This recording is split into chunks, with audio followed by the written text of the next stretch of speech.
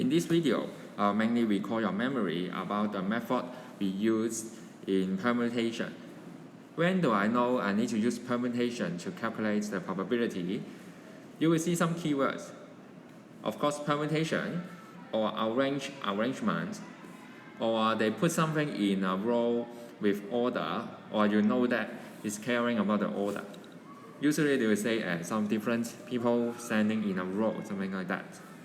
Then we know in this situation, we must use NPR or factorial to calculate the probability. There are mainly three methods.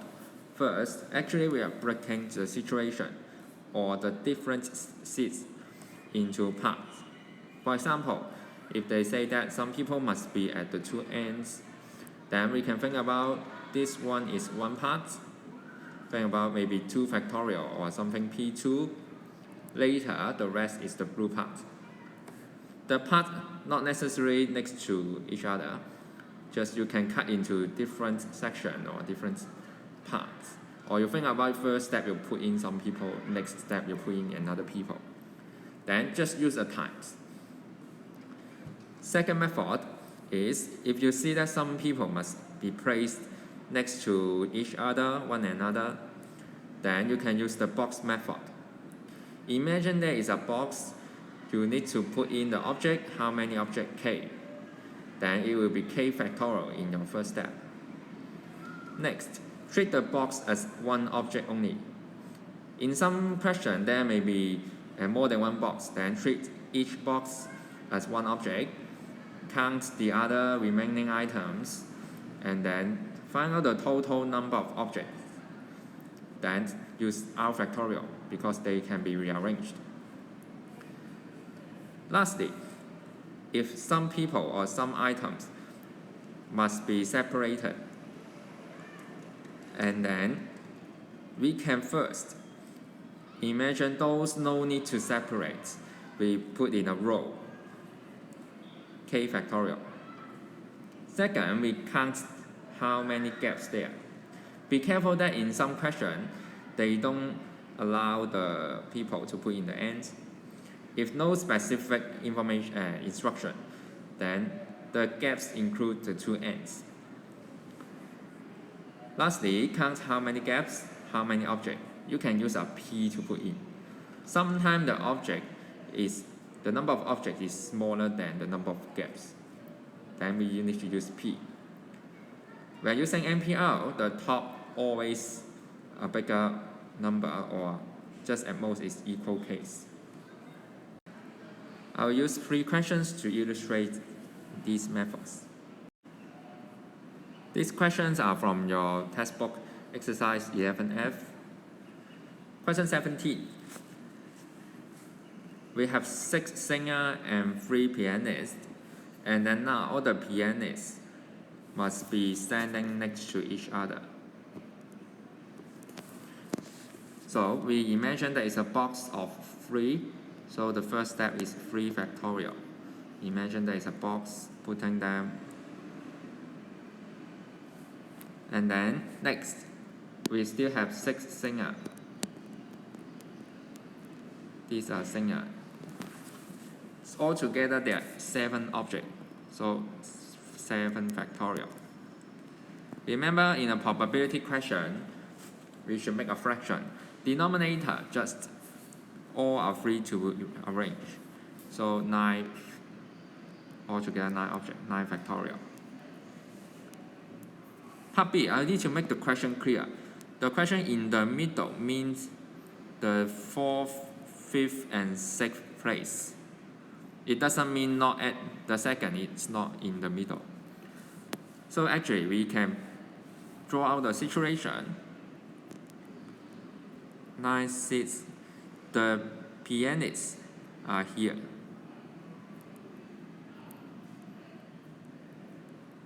Then you will see we can break the situation into parts. One part is about the pianist. It's 3 factorial. The second part now I highlighted in green. I will treat all these 6 seats is another part. These parts we need 6 factorial because we have 6 things put into 6th place here. Of course, in a fraction, denominator 9 factorial. Question 18. 5 coaches, 4 trainees, arranged to sit in a row. Coaches sit next to each other. Trainees sit next to each other. So it's a box method, but including 2 boxes. So the part A, we first put the coaches in a box. Next, we also put the trainees in a box. Finally, be careful. Now our situation is there are 2 boxes. So there are 2 objects to be arranged. So it's 2 factorial. Bottom part, altogether 9 people. So 9 factorial. Part B. They sit alternately. First of all, we need to think about the pattern, how they can sit alternately. Choose one of them to be the starting. If the coach is the first seat, then alternately means next should be trainee, coach, trainee, so on. Until you finish everything. Can we have trainee first? Let's see. If we have trainee first up to this one, all the trainees is already put in. The last 2 will be coach. Then this one is not possible because here is not an alternately. So we cross it out, this one not possible. Now only one case. Even it's an alternate, we imagine this is our first part. And the rest is another part. So the final answer is 5 factorial here, and then the rest is 4 trainee, 4 factorial. Divide 9 factorial. Last question. E is the event's 3 particular flags next to each other. Here we have 8 flags posted in random order. We see the keywords order. So denominator easy is 8 factorial for event E. And then 3 particular flags next to each other, box method again, 3 factorial times 1 box plus 5 remaining flags, 6 object. PF. F is the event that any 2 particular flags cannot be next to each other. So we can think about the remaining 5. We first put in a row, 5 factorial. And those particular flags we put in the gaps, or the first or the end. So we have 6 possible places, but we just have 3 flags to put in. 6p3. Finally, divide 8 factorial. Part B actually is seldom appears in DSE. Complement event means these 2 already cover all kind of situation. That means their probability add together is 1. If you check by number, you just need to check whether they add together is 1. If you think about it by common sense, this one is the particular flags all together, all separated. Actually, we are missing the case that 2 of them stick together. The third one is separated. We missed all these cases. That's why they add together is not 1, and that's why they are not complement events. Now you can pause the video to try this in your worksheets. And actually, you can keep moving on, finish all the questions in your worksheets. In the coming part of the video, I will explain question 3 and question 10. Question 10 is a harder question. So better to try first.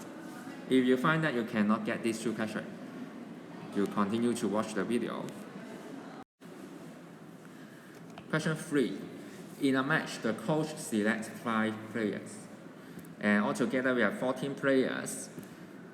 And they are from different houses. We want to find out the probability that at least one player from each house is selected. So how many cases are there? You see that we have 4 houses, but we can have 5 players. So first, imagine each house get 1, then you can get all the cases. The cases come from, we need to select one more house so that that house have 2 people, 2 players. And be careful that since the number of members in each house is different, so I will break into these cases. The case 1 is intellect house have 2, the rest only have 1. Similarly, second case is intellect house, maybe I mark down virtual house have 2, intellect, loyalty, trust just 1. Third case, loyalty, intellect, virtual, trust. Last case, trust, intellect, virtual, loyalty. I just give a hint for you. To get this case, intellect house 2 people, we need to select 2 out of 3. We need to use a C here because the ordering of choosing here is not important in this question. And then next virtual, you can use 2C1 or just times 2, loyalty 4C1 or just 4, trust is 5. Similarly, add all the cases, you should get the answers.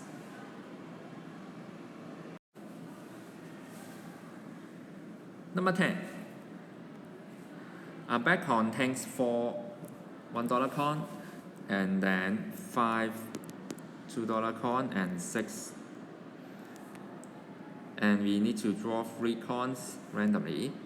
At the same time means it's not involved, and means it cannot be repeatedly taken, or means without replacement. If total amount is bigger than 5, then she buys a soft drink, the probability is 2/3. Otherwise, probability 1/5. And then part A, we want the probability. Joey buys a soft drink.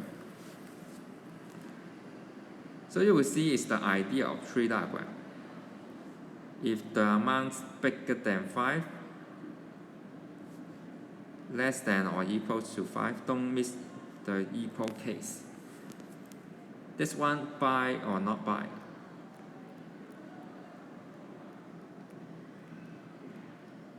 This one also buy or not buy.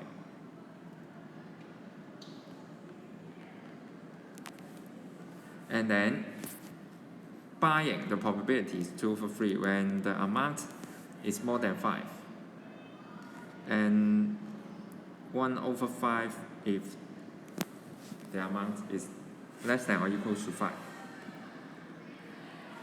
Okay, then now what we need is, what is the probability here? Or we can get here 1 minus p, any one of them. That means what we want to find the question mark here. You can think about which case is easier to list out all the cases. Actually, smaller or equals to 5. There are fewer cases. Then this one we can use a 1 minus. If you figure this out, I will show you both methods. If you figure this out, we just look for the case. We just look for the probability. The total amount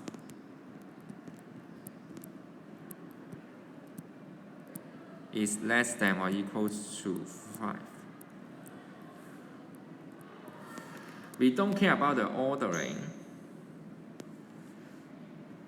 So the bottom part we will use a C. Altogether we have 15 choice for the con, 15C3. The top, let's think about how can we list the case systematically. Let's start from the least amount. Least amount is $1 appear 3 times. That is $3. Then I can base on the $1 to list out other case.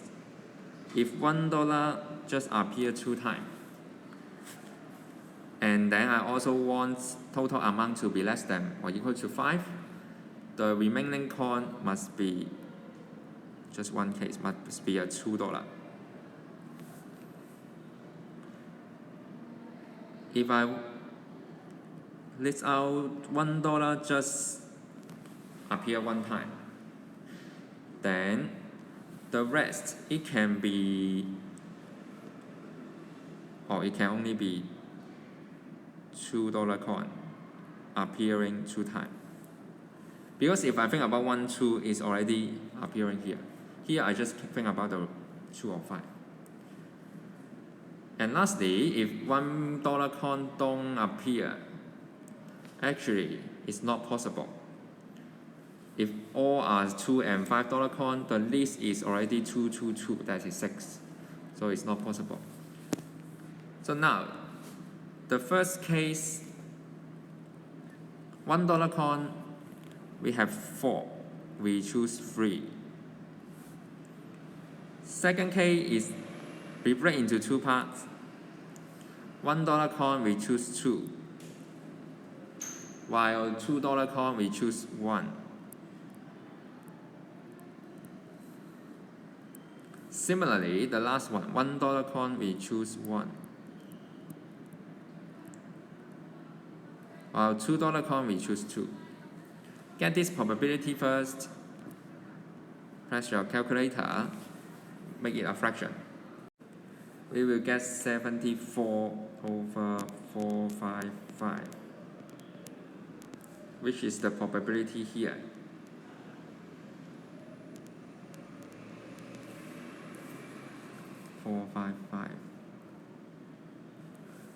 And then, lastly, we can use the tree diagram. This one is the required probability. Getting more than $5, the probability is 1 minus 74/455. In this case, buying is times 2 for 3. For the case, the total amount less than or equal to 5, probability 74/455. Probability of buying is 1/5. Final answer you get is 192,325. Part B, I will leave it to you. It's also a concept of tree diagram, but when you divide the case, you think about the first part when you draw a tree diagram. 3 cons with equal value. Actually, you can draw a tree diagram like this. We have 3 cases, and then buy or not buy. The 3 cases you think about equal value. Why I know it's 3 cases. And then put in this and this carefully.